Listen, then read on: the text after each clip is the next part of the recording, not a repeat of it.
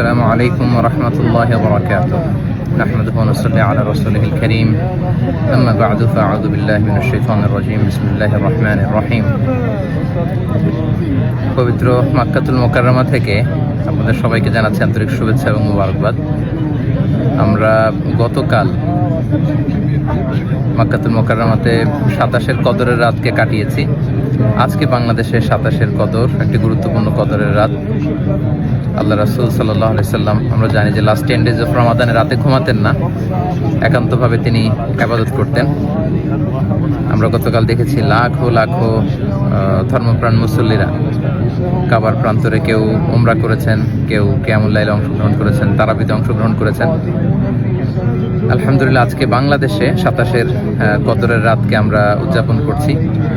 আল্লাহ রাসূল সাল্লাল্লাহু আলাইহি সাল্লাম আম্মা জান আয়েশা রাদিয়াল্লাহু তাআলা আনহাকে এই রাতে একটি বিশেষ দোয়া পড়তে বলেছেন। তিনি বলেছেন যে, আয়েশা, তুমি যদি এই রাত পাও তাহলে তুমি পড়বে আল্লাহুম্মা ইন্নাকা আফুউন তুহিব্বুল আফওয়া ফাআফু আন্নী। অর্থাৎ, হে আল্লাহ, আপনি ক্ষমাশীল, আপনি ক্ষমা করাকে পছন্দ করেন, আল্লাহ আপনি আমাদেরকে ক্ষমা করেন।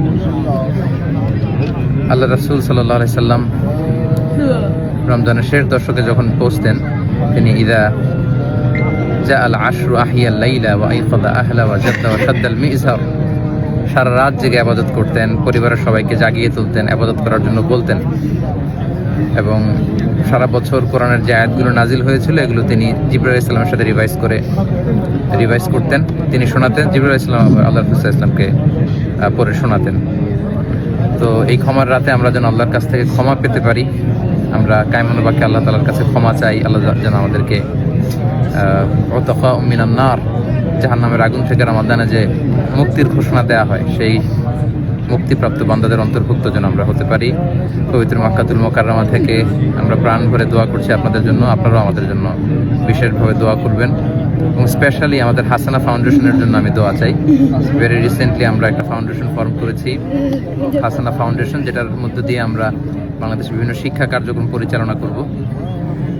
কদরের এই বরকতময় রাতে হাসানা ফাউন্ডেশনের ভবিষ্যৎ কার্যক্রমগুলো যেন আমরা স্মুথলি পরিচালনা করতে পারি। আপনারা এই ফাউন্ডেশনটির জন্য দোয়া করবেন।